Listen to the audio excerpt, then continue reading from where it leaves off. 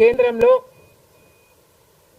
BJP party అధికారంలో ఉంది అన్న మాటే తప్ప పవర్ మాత్రం ఈరోజు బీజేపీ చేతిలో లేకుండా పోయింది. ఎందుకంటే ఈరోజు బీజేపీ పార్టీ వాళ్ళ స్ట్రెంగ్త్ కోసం ఇతరుల మీద డిపెండ్ అయ్యే పరిస్థితి ఈరోజు బీజేపీ పార్టీకి కల్పించడంలో కాంగ్రెస్ పార్టీ రాహుల్ గాంధీ గారు ఇండియా బ్లాక్ సక్సెస్ అయ్యారు. దేశవ్యాప్తంగా ఇది పరిస్థితి అయితే ఇక రాష్ట్రంలో చంద్రబాబు గారు కూటమి పవన్ కళ్యాణ్ గారు బీజేపీతో కలిసి ఇక్కడ ప్రభుత్వం ఫామ్ చేయడం జరిగింది. ఈసారి జరిగిన ఎన్నికలు రాష్ట్రంలో చాలా విచిత్రంగా, అన్ప్రిడిక్టబుల్ గా, అన్ప్రెసిడెంటెడ్ గా ఈ ఎన్నికలు నిలిచాయి. కారణం ఏమిటి అంటే ప్రజలు చాలా డిసిసివ్ గా ఒక నిర్ణయం తీసుకున్నారు.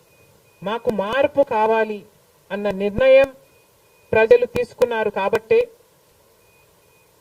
ఈ ఎన్నికలు ఒకే డిసిషన్ మీద ఆధారపడి జరిగిన ఎన్నికలు. For Jagan, against Jagan. ఇది ఒకటే డిసిషన్ గా ఈ ఎన్నికలు నిలిచాయి. For Jagan or against Jagan. Against Jagan అన్న మార్పు కావాలి అన్న ఈ గట్టి డిసిషన్ ప్రజలు తీసుకున్నారు కాబట్టి ఈరోజు వాళ్ళ ఓటు వేస్ట్ కాకూడదు అన్నట్టుగా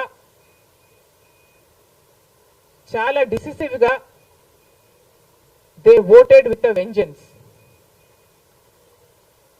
ఫర్ చేంజ్. ఇది అవునన్నా కాదన్నా ఇది వాస్తవం. కేవలం అంత గట్టి నిర్ణయం ప్రజలు తీసుకుని మార్పు కావాలి అన్న అంత గట్టి డిసిజన్ తీసుకున్నారు కాబట్టి ఇన్ ద ప్రాసెస్ ఈరోజు కాంగ్రెస్ పార్టీ కూడా అనుకున్న మేరకు పర్ఫామ్ చేయలేకపోయింది.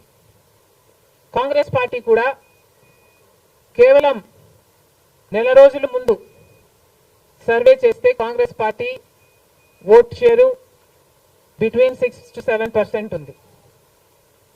దాన్ని మేము కష్టపడి పనిచేస్తే నేనే స్వయంగా 64 కాన్స్టిట్యుయెన్సీల్లో క్యాంపెయిన్ చేయడం కూడా జరిగింది. వీటన్నిటితో కనీసం 8% దాటుతుంది అని కాంగ్రెస్ పార్టీ ధీమాగా ఉంటే అది కూడా జరగలేదు. కారణం ఏమిటి అంటే ప్రజలు చాలా డిసిసివ్ గా వాళ్ళ ఓటు వేస్ట్ కాకూడదు, ప్రభుత్వం ఎలాగైనా మారాలి, మేము మార్చాలి అన్న డిసిషన్ తీసుకున్నారు కాబట్టి ప్రజలు కాంగ్రెస్ పార్టీకి కూడా ఓటు వేయడానికి ఆలోచన చేయడం జరిగింది.